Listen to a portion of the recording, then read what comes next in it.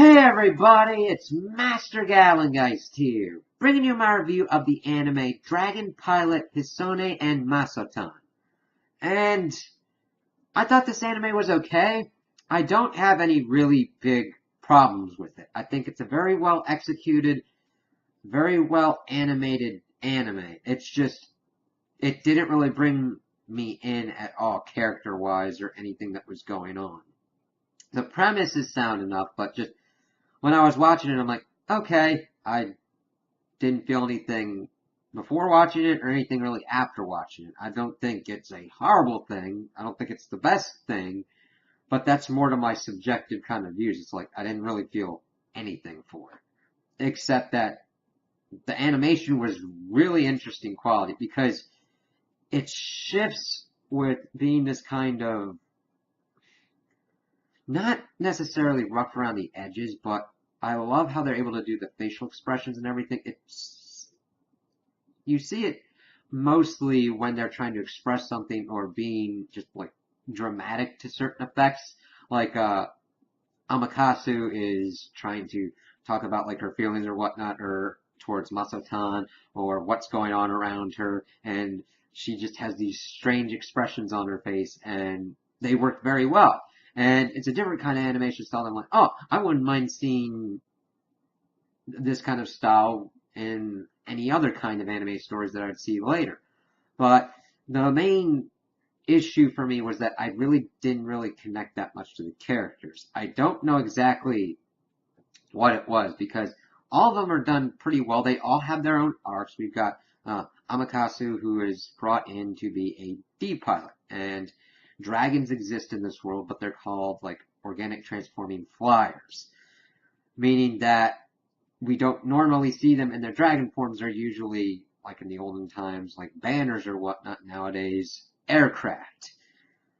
And their main use is to promote prosperity in the country by guiding this giant lord dragon around and making sure that it doesn't produce calamity and destruction because it wakes up every 74 years and like, hey, I need another place to rest.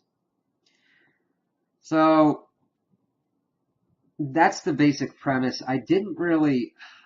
There's some interesting aspects. The D-Pi are essentially kind of priestesses because in order to fly these dragons, you have to be swallowed up by them, and if you are in sync with them, they don't eat you. Like, if you fall out of sync with them, they go into this crazy state where nothing can really control them, and they start eating you alive inside of their stomach.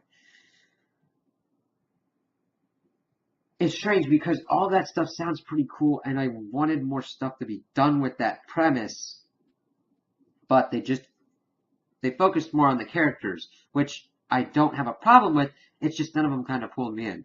Amakasu was the closest one because she didn't really know what she wanted to do with her life, but instead decided to get into the Japanese Air Force and just do whatever. She's brutally honest to people. She doesn't know how to filter herself, and that promotes some pretty funny situations. But that's about it. There's one kind of main issue that pops up where this dude who's in charge of the ritual is trying to make sure that all of the deep pilots fall in love and then have their love broken so that way they devote themselves only to their dragons. There is some resolution towards the end with one of the deep pilots and one of the regular fighter pilots, which I liked. But they're pretty much going through this whole scenario just trying to figure out who they are and what their characters want to do, and we get towards the end and we find out that this other group of actual priestesses are involved, and one of them has to be a human sacrifice. But Amakasu is like, nope, screw that. Nobody's doing that today. And she and Masotan are able to get the Lord High Dragon to just, I don't know, it was really weird. To like stab it in the heart valve, like, what? Okay. And she's able to do it, settle it down as a mountain where it was usually an island from the last time, and she did it without sacrificing or killing anyone. Hey, good on you. She like reappears 3 months later. Everybody's kind of doing their own thing.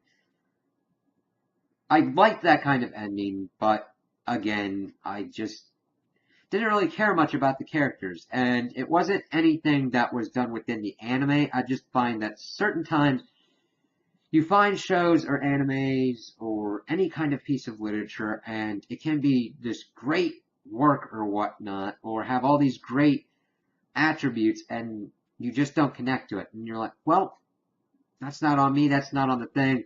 We just don't have a connection thing. And that's pretty much what happened with me in this anime. I would definitely recommend it if somebody's like really into the art style, the music. I'm like, okay, premise of like dragons and focusing more on the relationships and the character development, that works pretty well. I would highly recommend this to you if you're into character development because they actually do stuff with it.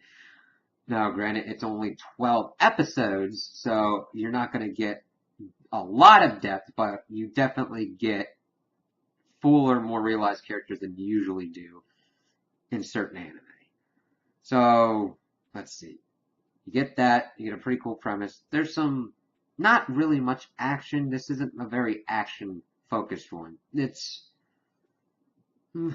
I mean, there's certain sexy situations that have pop up, but nothing like overly bad. It's just talking about like their suits and all that. So it's a pretty good one for kind of like teens or whatnot if you want to introduce them to anime or be like, oh, look, there's Masotan and everything. There's all these cute dragons and all that. It doesn't go completely crazy with the fan service. So if you're really looking for an anime just to kind of chill and unwind to, this is definitely one of those anime to do so.